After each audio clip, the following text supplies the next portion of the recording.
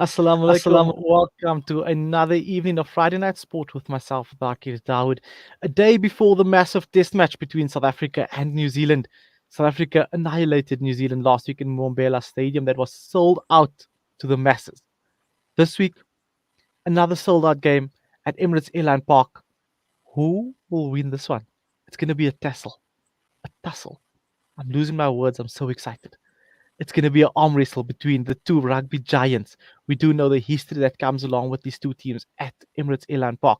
Who's going to take it? I don't know. Do you? Drop a comment in our comment section below and tell us who you think is going to win this game tomorrow. What's going to be the deciding factors between the two teams? We want to hear your thoughts. Drop a comment in the comment section below, or you can even give us a call. Yes, we're taking calls this evening. The number to call is 010-880-2396. That's the number to dial. If you missed that, it is 010-880-2396. And then we can touch on a little bit of that. But first up, um, and also to tell us more about that, we're going to be joined by the Springbok legend, a 13-time um, test match player against New Zealand, Stefan de Blanche. Let's see what he has to say about playing against the All Blacks. But first up, we're joined by Julie Cassim, the team manager for South African swimming team at Birmingham 2022. The Commonwealth team came home with 11 medals that included 4 gold medals. Standout swimmers was Lara van Niekerk, Tatiana Schoenmaker, and a lot of other swimmers along the likes of Peter Kutzer that produce stunning performances in the pool. But to tell us more about that and the performances that went down and how everything unfolded at the Commonwealth Games, we're joined by Julie Cassim. Julie, thanks for joining me on the show this evening. It's such a pleasure and an honor having you. Jazakallah, thanks for having me over. Julie, I mean, let's start off with this. 11 medals in the pool, 4 that were gold. Did we ever expect that? Yes. um, uh, we were expecting a few medals, yes. A few disappointments as well. In fact, we actually thought we'll get more gold. So we knew where we were ranked before the games. However, I mean, you still expect surprises. So we're fortunate that we got the gold and we were able to what we expected. We were able to get that. No, definitely. I mean, definitely kept everybody in South Africa in awe because you're one of the few that actually kept the South African flag flying high after a slow start at the Commonwealth Games. But just to give the general public a bit of a feel, um, what was the team manager's role at the Commonwealth Games? What was your duties once the swimmers were lining up and getting ready for the pool? So a manager's duty would be to ensure, first of all, that all the swimmers are at the venue. But a lot of I call it backstage work, in terms of seeing that they have warmed up properly, that they've had their massage, that they relax. Um, every swimmer has a different warm up, special routine. Um, some do stretches, some have a water warm up, some get a massage, some listen to things that would soothe them and relax them. So putting all those things in place is booking times with massages, booking times at the warm-up pool, making sure that they actually swim with the right gear. So the swimming costume and the caps and the goggles are checked before they actually go onto pool deck. There's a certain requirement of the type of costume that you're allowed to swim with and the type of cap. Where the name is printed on, where the flag, the actual country's flag is printed on. So my duty was to ensure that all of that was in place before the event. And then also coming out of the event, the results are correct. They've been rectified before they get posted, before they come live. And then obviously the cool down after the swim. So then they definitely need rub downs. We call it flushing. So they flush out the lactic acid. So it's booking massages again for after. It's just a different type of massage for after the event. But also a lot of our swimmers, in fact, every swimmer goes through drug testing.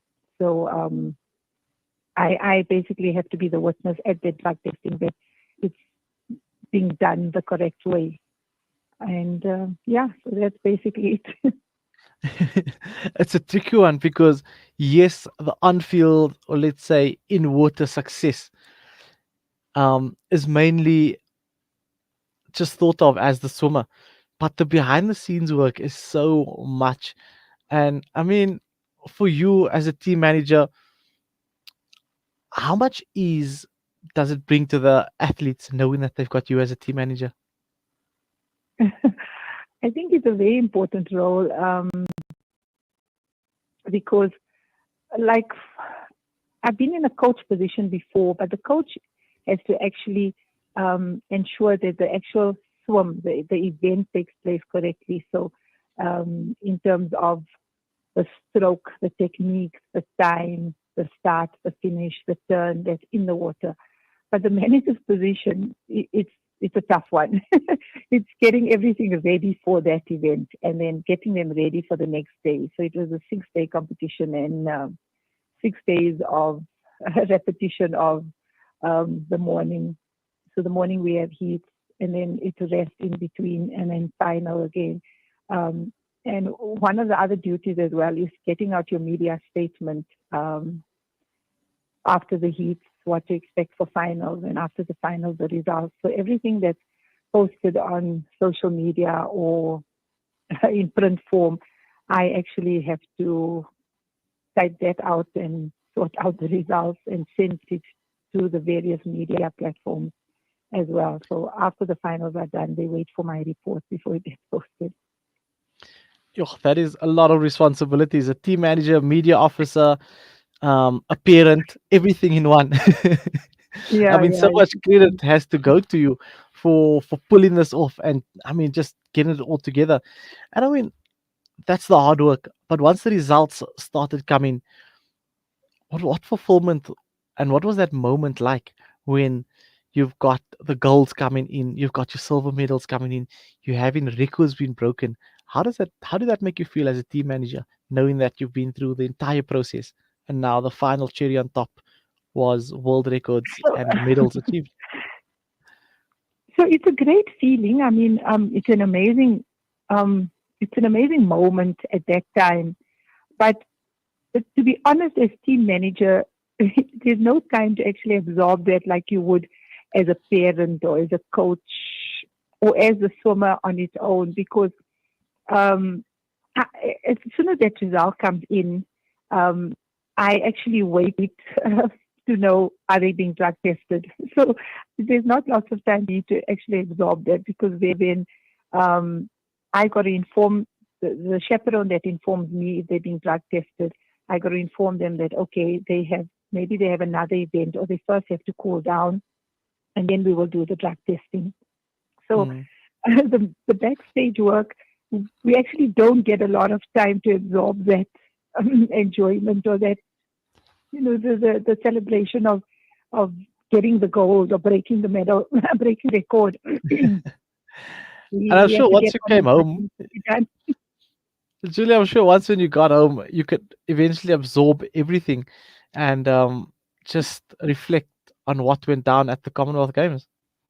Yeah, yeah, and we had a very young team, so it was a great achievement. And I mean, I think swimming brought the most medals from the South African team, Mm. and it's an amazing feeling, and it's a lot of hard work and many years that go into those achievements. So the emotions that you see on the screen on pool deck, it's really through emotions. I know swimmers that have trained 5 years to just get their gold or even just get onto the podium. So Mm. those emotions are very, very real, and many, many hours have gone into that. And I can just but imagine, and just like the SA public, we can only but imagine. 11 medals, four of them being gold. Julie, for aspiring, let's say, administrators of the game that aspire to be as good as you, How did it get started? How is it? How Sorry. do they get started in their journey to being a successful administrator like yourself? So I think um, I have a swimming background, so um, it just makes it easier to be a manager of a team if you understand the sport. So I Mm, do coach as well, and I played the role of a coach as well as a manager a few times before. But I think it's just knowing that, um, making sure that everything is in place that needs to be in place. So I work with a tick sheet. So you've got to have your list of what's your requirements and put a time frame to it. Um, and I think just stick to the list and stick to the time frame, and things should work out. And always remember mm, that your role is part of the big picture. So that goal or that new record being set, is not just the swim. Your role as manager is part of that. So make sure that what needs to be in place for that athlete to compete at their best, you as a manager play a big role in that, and just ensure what needs to be done at backstage is done on time as well.